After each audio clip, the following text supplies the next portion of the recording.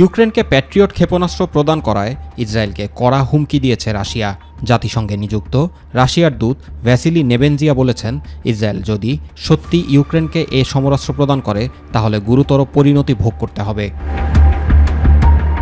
বিদেশি সংবাদ মাধ্যমের বরাত দিয়ে জানা যায়, ৩০ বছরেরও বেশি সময় আগে যুক্তরাষ্ট্রের কাছ থেকে ৮টি প্যাট্রিয়ট ক্ষেপণাস্ত্র প্রতিরক্ষা সিস্টেম কিনেছিল ইসরায়েল।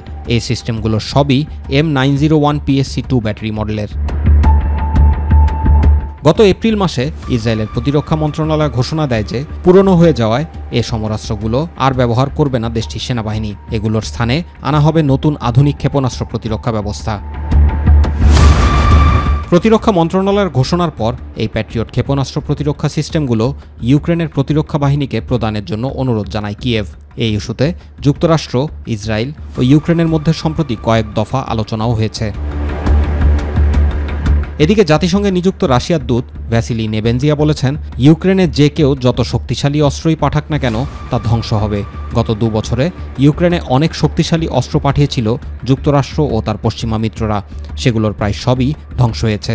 আরও বলেছেন, যুক্তরাষ্ট্র ও পশ্চিমা বিশ্বের বাইরে কোনো নতুন রাষ্ট্র যদি ইউক্রেনকে অস্ত্র সহায়তা দেয় সেক্ষেত্রে তার পরিণতি গুরুতর হবে। জুবায়ের রহমান, মাই টিভি নিউজ।